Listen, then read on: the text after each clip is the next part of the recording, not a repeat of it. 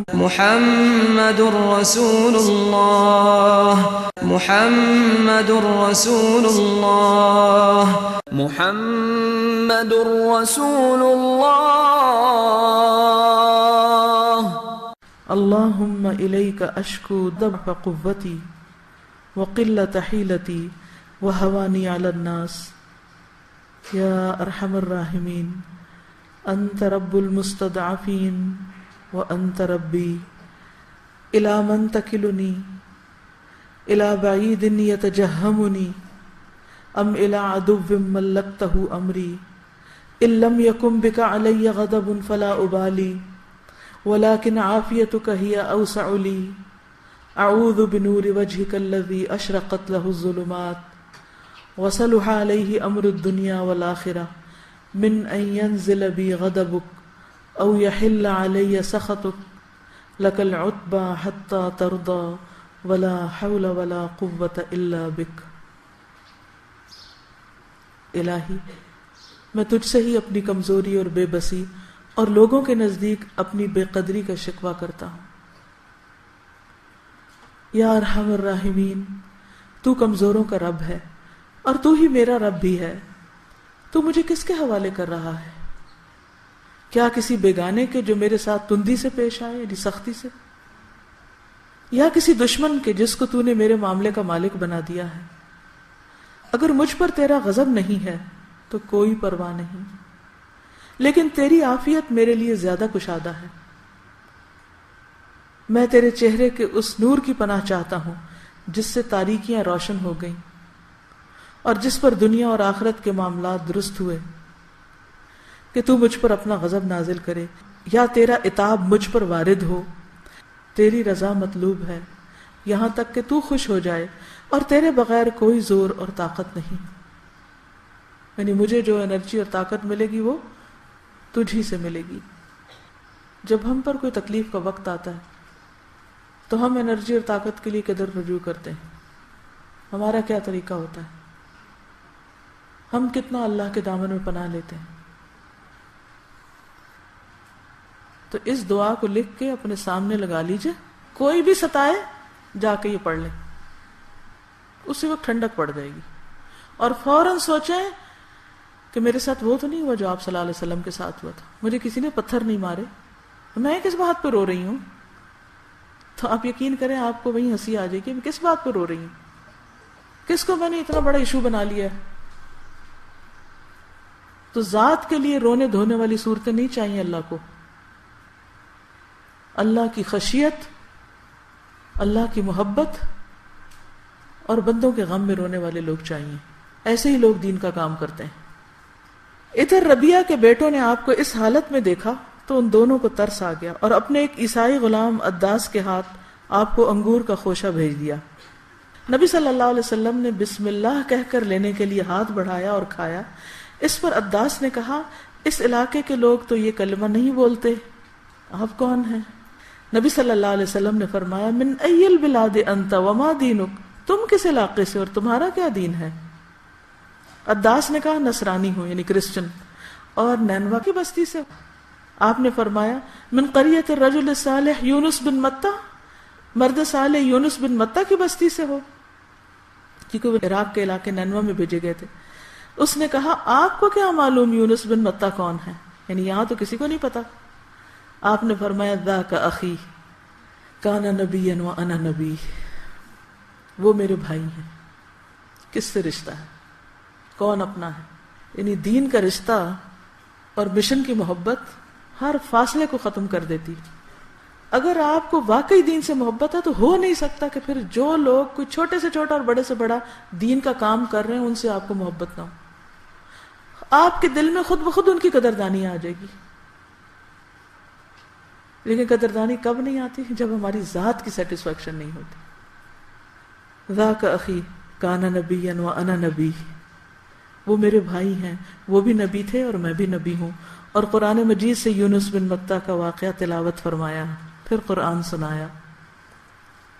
کہا جاتا ہے اسے سن کر عداس مسلمان ہو گئے۔ اس کے بعد رسول اللہ صلی اللہ علیہ وسلم باغ سے نکلے اور مکہ کی راہ پر آگے بڑھے۔ آپ غم و علم سے دل فگار تھے، قرن منازل پہنچے، ایک جگہ کا نام ہے، تو ایک بادل نے سایہ کیا جس میں حضرت جبریل علیہ السلام تھے. یعنی کن قدموں سے آپ چل رہے ہوں گے، سوچئے جسم کا کیا حال اور دل کا کیا حال. اور ان کے ساتھ پہاڑوں کا فرشتہ تھا. آپ صلی اللہ علیہ وسلم نے سر اٹھایا تو حضرت جبریل علیہ السلام نے آپ کو پکارا اور عرض کیا کہ اللہ نے آپ کے پاس پہاڑوں کا فرشتہ بھیجا ہے، آپ اسے جو چاہیں حکم دیں. اس کے بعد پہاڑوں کے فرشتے نے سلام کیا اور کہا اے محمد بات یہی ہے، اب آپ جو چاہیں، اگر چاہیں تو میں انہی دو پہاڑوں کے درمیان انہیں پیس دوں. یہاں دو پہاڑوں کے لیے اخشبین کا لفظ استعمال ہوا ہے جو مکہ کے دو پہاڑ ابو قبیس اور اس کے سامنے والے پہاڑ کے لیے بولا جاتا ہے. آپ نے فرمایا بل ارجو ان یخرج اللہ من اصلابہم من یعبد اللہ وحدہ لا یشرک بہ شیئا. امید ہے کہ اللہ عز وجل ان کی پشت سے ایسی نسل پیدا کرے گا جو صرف ایک اللہ کی عبادت کرے گی اور اس کے ساتھ کسی کو شریک نہ ٹھہرائے گی. محمد رسول اللہ، محمد رسول اللہ، محمد رسول اللہ.